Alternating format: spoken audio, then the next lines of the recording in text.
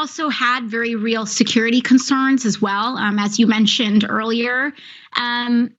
We still don't yet feel safe around. Even after that breach of the Capitol last week, AOC called out members of Congress like Andy Harris. Also, Congresswoman Lauren Boebert wanted to bring her Glock handgun onto the House floor.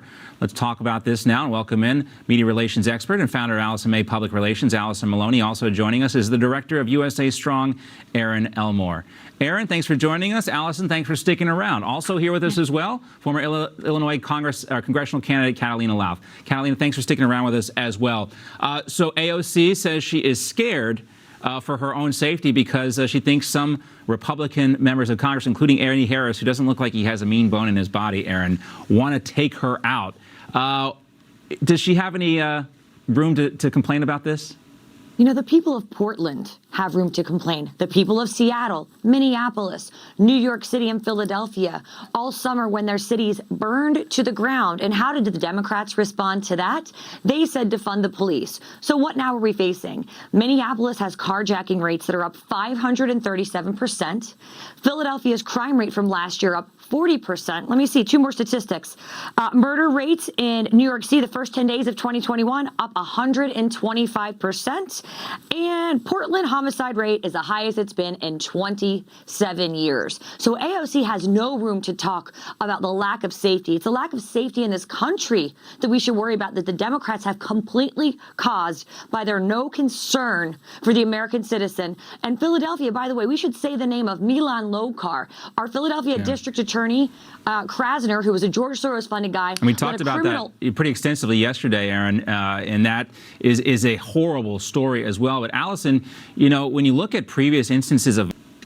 Another thing that I don't buy comes out of our reporting. I have two new pieces of reporting. The first one is that people within the administration say they're starting from scratch with the vaccine. No, they're not.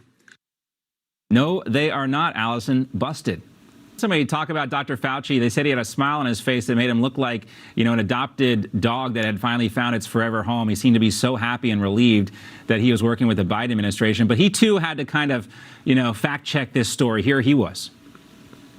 We certainly are not starting from scratch because there is activity going on in the distribution. We're not starting from scratch. Everybody knew that. But again, you know, when it comes to this story, we're not hearing the hard questions from the press corps. There is very little difference from what I can tell between the Biden plan and the Trump plan. It seems like he just, as he's done in the past, putting his name on somebody else's work. You're not wrong. And Fauci is definitely the Biden of bureaucrats. They've both been in Washington's swamp for 40 years and accomplished relatively nothing other than feeding their own ego. But we already know, and I'm no mathematician, that the numbers of vaccine that Trump has been getting out is the exact same as what Biden's plan proposes. And maybe this is a little lesson to Democrats. Just because you say something, it doesn't make it so. And kudos for CNN's resident weightlifter, Mr. Cuomo, for actually holding someone's feet to the fire. So this is actually perhaps a step in the right direction. I believe perhaps the mainstream media realizes they can't just lie to the American people for another 4 years and expect to still be in business, because at the end of the day, they are a for-profit business, and no one's going to watch if they don't start telling the truth and holding Joe Biden accountable, at least somewhat. Somewhat. Catalina, last word to you. And we'll talk to you all soon. Coming up, Iran Supreme Leader